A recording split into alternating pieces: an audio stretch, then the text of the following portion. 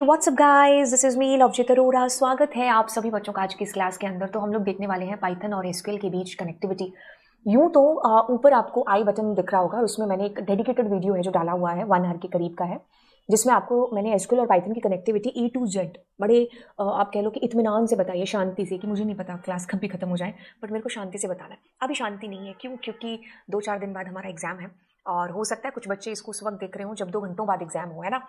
तो यस, ऐसे टाइम के लिए हम चाहते हैं कि हमें जल्दी जल्दी और अच्छे से चीज़ें हैं जो समझा दो। तो हम बिल्कुल काम की चीज़ें करेंगे। ये इंट्रोडक्शन हो गया इतना सा। चलिए आप सिर्फ और सिर्फ पॉइंट टू द बात है जो यहाँ पर होगी, पाइथन और एसक्यूएल कनेक्टिविटी। देखो, चाहिए क्या हमें? सबसे पहले पाइथन चाहिए। माई एसक्यूएल डेटाबेस के साथ हमने कनेक्टिविटी करनी है, तो ऑफकोर्स माई एसक्यूएल चाहिए।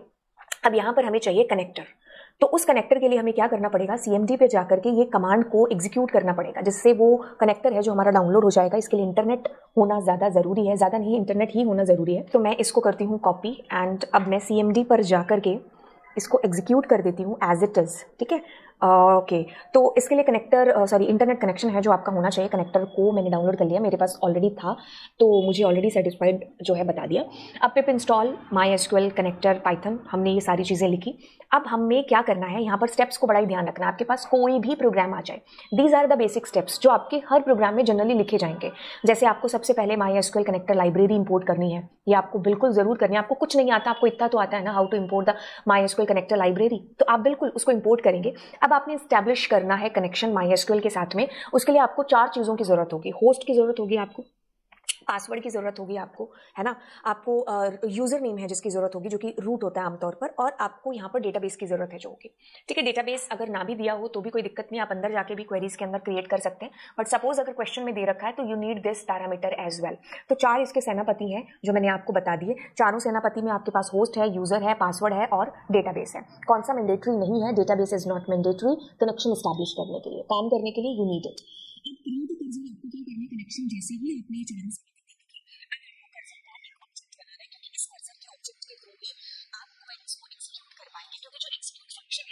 कर्सर से ही कॉलेज होगा।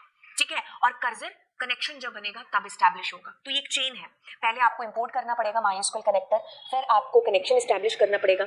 इसका जो ऑब्जेक्ट बनेगा ना कनेक्शन एस्टैब्लिश होने के बाद, उसके थ्रू आप कर्सर को कॉल करेंगे। कर्सर कॉल हो गया तो उसके ऑब्जेक्ट के थ्रू आप एग्जीक्यूट कर पाएंगे सारी क्वेरीज को। ठीक है, अब आपका बेसिक चीजें हैं जो आपसे पूछी गई है, मतलब ऊपर वाली ये जो 4 लाइनें थी ना, ये आपकी कॉमन है जो आपको हर एक प्रोग्राम के अंदर करनी है।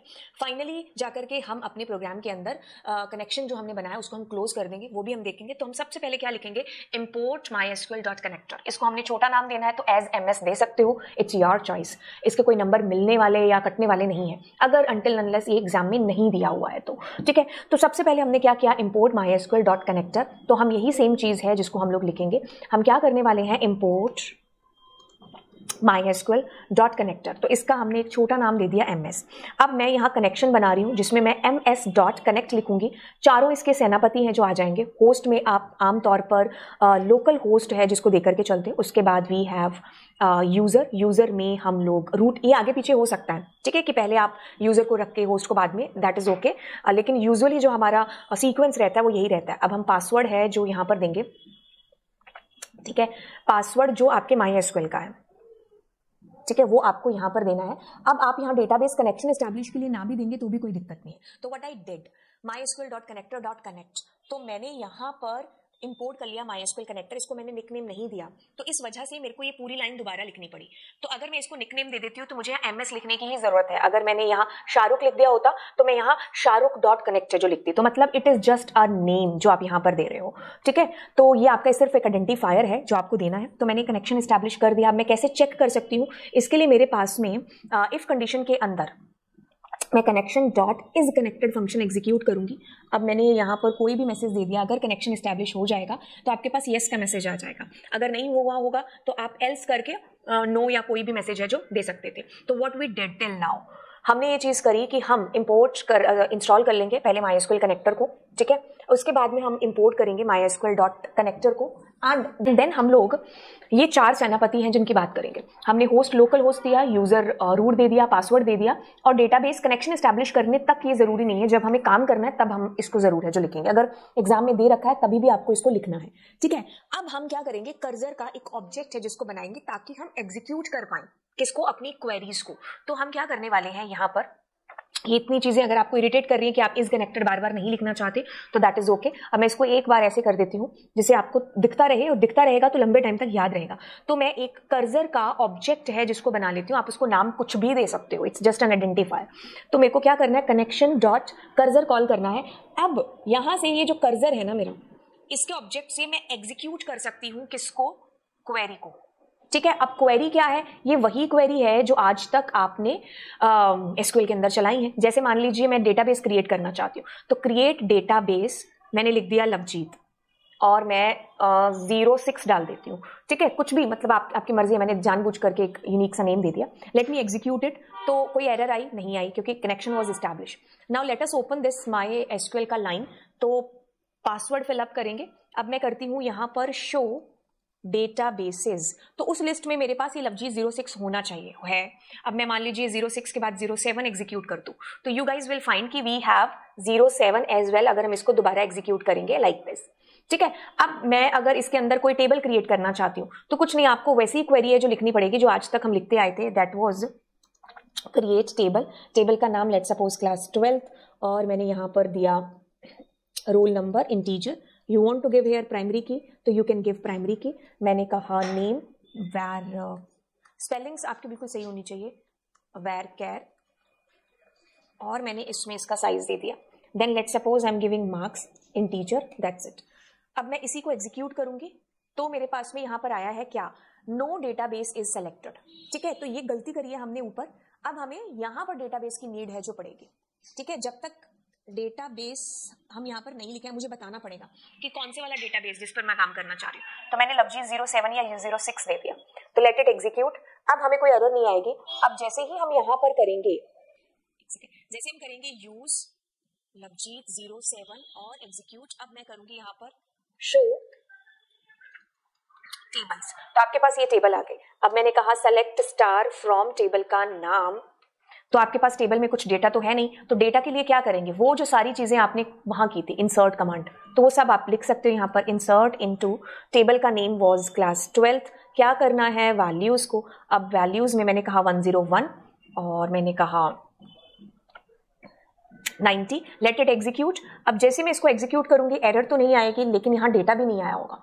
तो जब जब आपके पास चेंजेस करने हैं ना आपको, तो आपको क्या करना पड़ेगा, कमिट कमांड है जिसको कॉल करना पड़ेगा उन चेंजेस को आपके डेटाबेस में सेव करने के लिए। तो अब अगर मैं इसको एग्जीक्यूट करूंगी तब I will find that record.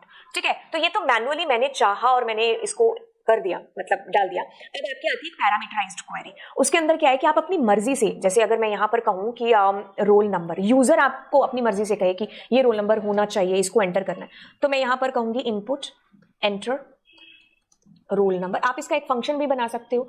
ठीक है, ये आपके ऊपर डिपेंड करता है क्योंकि इट्स प्रोग्रामिंग। अब मैंने कहा यहाँ पर नेम, ठीक है, और मैंने दे दिया नेम। अब मैं यहाँ पर मार्क्स, देन मैं कर रही हूँ इंटीजर इनपुट एंटर मार्क्स। ठीक है, तीनों चीजें आ गई हमारी, रोल नंबर नेम मार्क्स। ठीक है, तीनों की तीनों चीजें हमने यहाँ पर दी थी। अब मैं क्या कर रही हूँ मेरे बच्चे, यहाँ पर आप बजाय की वैल्यूज डालने के, मैं यहाँ पर कर्ली ब्रैकेट्स का यूज है जो कर लूँगी। अब कर्ली ब्रैकेट से क्या चीज होने वाली है, लेट मी टेल यू।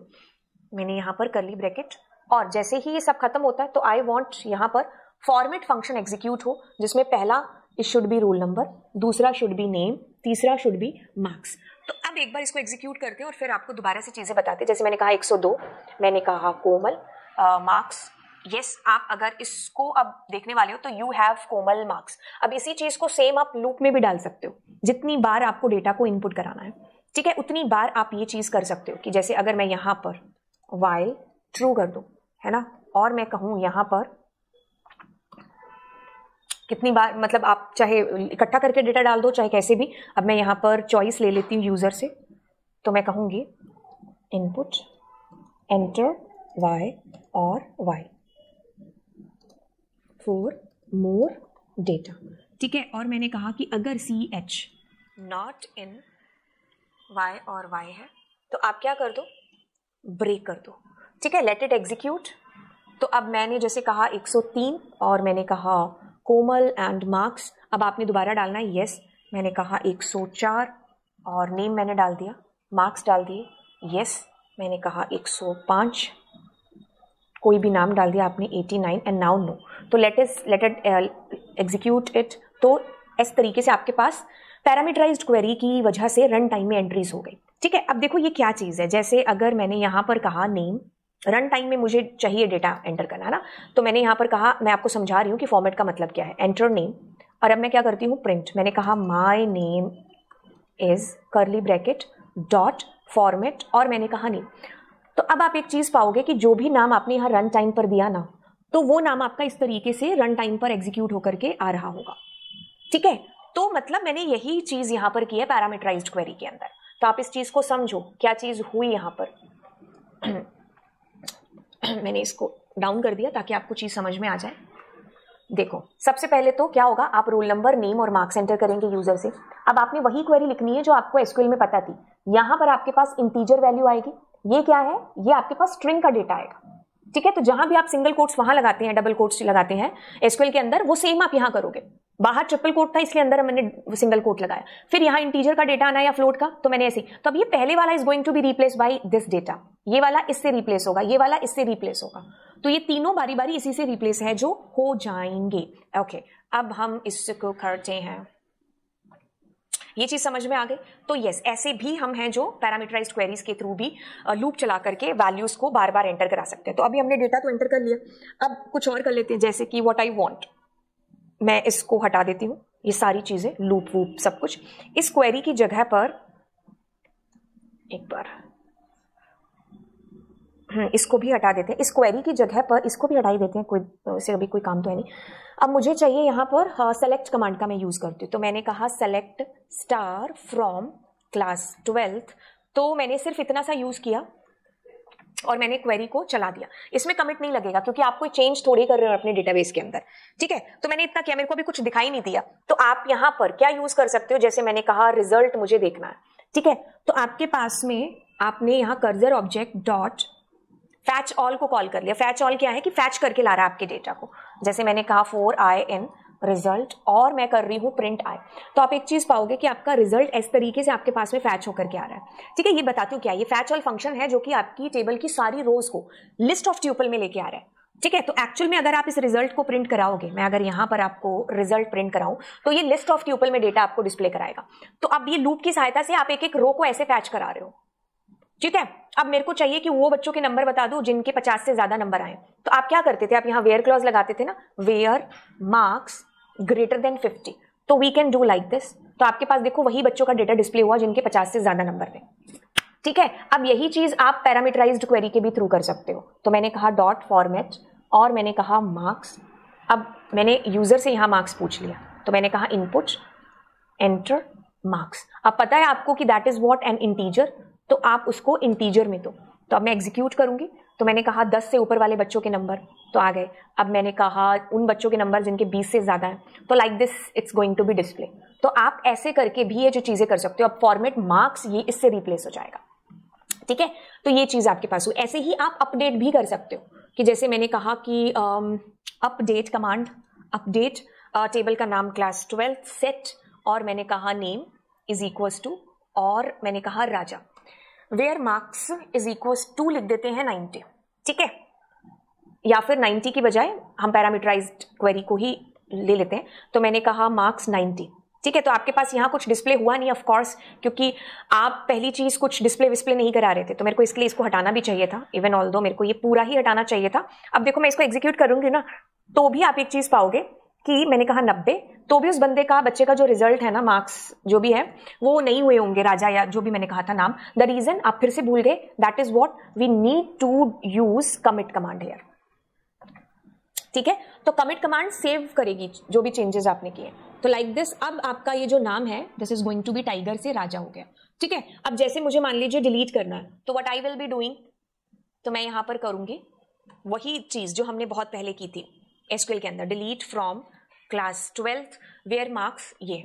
तो अब अगर मैं यहाँ पर कोई भी नंबर, जैसे मैंने कहा 90 है ना, तो वो बच्चे का रिकॉर्ड जो भी है, 90 वाले 2 थे क्या आपके पास में, हाँ 90 वाला record is going to be delete. मैंने ग्रेटर देन लिखा था या फिर क्या लिखा था, हाँ मैंने लिखा था इक्वल्स टू 90।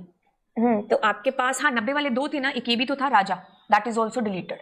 ठीक है, तो इस तरीके से आप यूज कर सकते हो, मतलब पैरामीटराइज्ड क्वेरी का भी रन टाइम पर डेटा को देकर के। तो मैं एक बार चीजें बता दूं कि हमने क्या किया। हमने सबसे पहले इंपोर्ट किया कनेक्टर को, कनेक्शन एस्टैब्लिश किया, कर्सर का ऑब्जेक्ट बनाया, क्योंकि इस ऑब्जेक्ट के थ्रू हम एग्जीक्यूट कर पाएंगे कमांड्स को। तो इंपोर्ट mysql.connector एज लगा के आप लगा सकते हो कोई भी छोटा नाम। अब आपको चारों सेनापति हैं जो लिखने हैं, अगर पेपर में डेटाबेस दे रखा है तो you need to give that database name. अब कर्सर आपने कॉल किया, अब इस एग्जीक्यूट फंक्शन को कॉल करना है ना, इसलिए आपको इस कर्सर का ऑब्जेक्ट बनाना पड़ेगा। कोई भी नाम दे सकते थे, तो मैंने जैसे ही यहां पर लिखूंगी जो क्वेरी, वो वैसे ही काम करेगी। अब ये जो फैच ऑल है, ये फैच करके ला रहा है मेरे डेटा को, जो कि मेरे टेबल के अंदर है। अब कनेक्शन क्लोज इस तरीके से क्लोज फंक्शन से होता है। ये 5 स्टेप याद रखने आपको। पैरामीटराइज्ड क्वेरी में मैं आपको बता चुकी हूं कि ये वाला जो डेटा है that is going to be replace by this. तो आप इसको यूजर से भी रन टाइम पर मांग सकते हो कि जैसे मैंने कहा एज इतनी इतनी एंटर कर ली, अब ये इससे रिप्लेस हो गया, ये इससे रिप्लेस हो गया। तो as per the question demand ये चीजें चलती जाएंगी। अब मैंने ये पहले वाले से रिप्लेस हो जाएगा, ये यूजर ने। याद रखना अगर स्ट्रिंग है, डेट है, तो हम कोट्स के अंदर डेटा दे रहे होंगे। ठीक है, अच्छा अब आपको मतलब बताते हैं fetch one, fetch all, fetch many का। देखो ध्यान से, तीनों चीजों को नाम से पढ़ो कि क्या लिखा है, fetch all, fetch many, fetch one. तो हमने फैच ऑल तो खैर कर लिया, अब लेकिन फैच ऑल को मैं दोबारा बता देती हूँ। अब मैंने आपको कहा कि मेरे को डेटा यहां पर डिस्प्ले कराना है। एक बार हम ये सब हटाते हैं यहां से। अब मैं क्या कर रही हूं, अपनी टेबल से डेटा को फैच करा के ला रही हूं। एक सेकेंड, ये भी हटाना पड़ेगा क्योंकि हम यहां पर सिर्फ मतलब जान रहे हैं फैच ऑल, फैच मैनी का क्या है। तो लेट इट एग्जीक्यूट। तो मैंने जैसे ही इसको एग्जीक्यूट किया, इसने सारा रिकॉर्ड देखो fetch all list of tuple में आपको ला दिया। तो ऐसे करके आपके पास में सारा रिकॉर्ड आता रहेगा। ठीक है, अब अगर मैं मान लीजिए फैच ऑल दोबारा करके रिकॉर्ड को एग्जीक्यूट करने की कोशिश करूं तो खाली लिस्ट आएगी, क्योंकि अब तो बचा ही नहीं आपकी लिस्ट के अंदर कुछ भी। वैसे ही अगर मैं यहां पर फैच मैनी का यूज करना चाहूं, लेट्स एग्जीक्यूट इट। मैंने कहा फैच मैनी, तो क्या होगा, फैच मैनी क्या करेगा, बाय डिफॉल्ट एक ही रिकॉर्ड लेकर के आएगा आपका। ठीक है, लेकिन मैंने अगर इसको कहा कि मुझे 2 रिकॉर्ड चाहिए, क्योंकि इसका जो आउटपुट आता है ना वो भी लिस्ट ऑफ ट्यूपल में ही आता है, तो ये आपके 2 रिकॉर्ड आपको फैच करके दे देगा। ठीक है, अगर मैंने इसको कहा कि एक, तो ये एक रिकॉर्ड मेरे को फैच करके देगा। और इसका जो बाय डिफॉल्ट होता है वो एक ही होता है, अगर आप कुछ नहीं देते तो ये एक रिकॉर्ड फैच करके आपको देता है। अब मैंने यहां पर फैच मैनी की जगह लिख दिया फैच वन, तो वो एक रो आपको फैच करके देगा। ठीक है, तो वो आपके पास ट्यूपल की फॉर्म में आएगी और ट्यूपल को हमने ऐसे एग्जीक्यूट करके डेटा को फैच करा लिया। अब मान लो मैं क्या करती हूँ, फैच वन और दोबारा मतलब 2 बार मैंने इसको यूज कर लिया। तो पहली बार जो रिकॉर्ड फैच हो गया, अब ये दूसरी रो को फैच करने जाएगा आपके पास में। ठीक है, तो इसके अंदर देखो ये कोमल का रिकॉर्ड आपके पास आए, दूसरे वाली कोमल का। ठीक है, अब एक काम करते हैं, इसको मैं यहां पर अपडेट कर देती हूं। Update class 12th set name, जैसे मैंने भीम दे दिया, वेयर और roll number is equal to 103। ठीक है, तो मैंने ये अपडेट कर दिया। अब मैं ये चीज कहना चाह रही हूं कि लेट्स एग्जीक्यूट इट। तो ये आपके पास भीम का रिकॉर्ड है जो आया है। ठीक है, क्योंकि आपने 2 बार कर्सर किया, तो इसने पहली रो फैच कर ली, फिर अब दूसरी पर कर्सर है। ठीक है, तो ये ऐसे फैच वन है जो काम करता है। अब इसमें एक और चीज है कि आप बार बार अगर फैच वन लगाते जाते हो और मान लो एक टाइम पर डेटा खत्म हो गया, जैसे मैंने चौथी बार किया और आपको पता है कि 3 ही रिकॉर्ड है आपके पास, तो ये नन आपको रिटर्न करता है। और जबकि जब हमने फैच ऑल को किया था तो खाली लिस्ट दे दी थी। फैच मैनी भी आपको खाली लिस्ट है जो दे देगा, क्योंकि फैच वन आपको डेटा देता है ट्यूपल की फॉर्म में ला करके। डेटा तो हमारा ट्यूपल में ही फैच हो रहा है, लेकिन फैच मैनी और फैच ऑल एक साथ सारे रिकॉर्ड लेके आते हैं ना, तो उनको लिस्ट में बाइंड करके लेके आते हैं सारे ट्यूपल्स को। इसके अंदर इसका मैं एक बार वन शॉट आपको बता देती हूँ। देखो fetch one retrieve 1 row at a time. एक रो, आपके पास जितनी भी रोज हैं, जैसे मैंने फैच, ये 101 का रिकॉर्ड है, 102 का है, 104 का है और 109 का है। तो मैंने फैच वन किया तो इसने इसको फैच कर लिया। दूसरी बार किया तो वो अगली रो फैच होगी, जैसे अभी हमने देखा। A single tuple representing a row. अब एक सिंगल ट्यूपल मतलब एक रो को रिप्रेजेंट कर रहा है। अगर कोई डेटा है ही नहीं है, कुछ है ही नहीं है, तो नन रिटर्न होने वाला है। ठीक है, when you want to process data one by one, एक एक करके मुझे डेटा फैच करना है, तब हम इसका यूजेज कर रहे होते हैं। फैच ऑल में क्या होगा कि हम सारे रिकॉर्ड्स को एक ही वन गो में ले लेते हैं, तो ये हर रो एक ट्यूपल के तौर पर आएगी, लेकिन फैच ऑल क्या करेगा, उन सारे ट्यूपल्स को लिस्ट के तौर पर लेकर के आएगा। ठीक है, a list of tuple where each tuple represent each row. अब इसमें क्या होगा कि आप लिस्ट में आंसर है जो लेकर के आओगे। ठीक है, लिस्ट में आंसर आपका आएगा। अगर कोई रिकॉर्ड नहीं है तो खाली लिस्ट हो जाएगी। इसका बाय डिफॉल्ट होता है कि एक रिकॉर्ड देगा, एन मतलब आप कोई भी नंबर दे सकते हो कि मुझे इतने रिकॉर्ड फैच कराने। ठीक है, जो भी नंबर आपने दिया। लिस्ट ऑफ ट्यूपल आएगा इसके अंदर भी, मैंने कहा 2, तो 2 लिस्ट ऑफ मतलब 2 रिकॉर्ड आपके पास आ जाएंगे, तो 2 ट्यूपल लिस्ट में बंच होकर के आएंगे। ठीक है, तो ये भी जब मुझे अपनी मर्जी से डेटा इतना फैच करना है तब मैं इसका यूज कर रही हूँ। ठीक है, तो ये fetch one row at a time. ठीक है। लेकिन अगर हम इसकी रिटर्न टाइप की बात करेंगे तो ये ट्यूपल रिटर्न करता है, बट अगर कुछ नहीं है आपके पास तो नन रिटर्न करेगा। 1 by 1 आपके रो की एक एक डेटा को फैच करता जाएगा जैसे जैसे हम यूज करेंगे। फैच ऑल क्या करेगा, सारी रोज को list of tuple when result is small. ठीक है, ज्यादा बहुत डेटा हमें फैच करके क्या लेना है, अगर मान लो करोड़ों में डेटा है तो फैच ऑल का यूज क्यों ही करेंगे, तब तो हम मैनी के थ्रू यूज कर लेंगे अनटिल अनलेस हमें सारा रिकॉर्ड एक साथ नहीं चाहिए तो। ठीक है, तो इसलिए हम इसका यूज तभी करते हैं जब डेटा कम हो, यहां मुझे इतनी ज्यादा मेरी टेबल के अंदर रिकॉर्ड्स ना हो। फैच मैनी में बाय डिफॉल्ट एक रिकॉर्ड फैच करके देता है अनटिल आपने यहां पर कोई नंबर ना दिया हो। ठीक है, लिस्ट ऑफ ट्यूपल में आता है तो आपके पास हर रो एक ट्यूपल की फॉर्म में आएगी फैच होकर के, लेकिन वो लिस्ट में बंच होकर के आएगा जैसे फैच ऑल में आया। ठीक है, तो हमें जब डेटा का एक हिस्सा चाहिए तब हम फैच मैनी का यूज है जो बेसिकली कर रहे होते हैं। तो this is all about it. छोटे से सेशन के अंदर मैंने आपको ये बड़ी सी क्लास है जो बता दी, कैसा लगा नीचे कमेंट सेक्शन में बताइएगा। मिलते हैं आपको अगली क्लास में, बाय।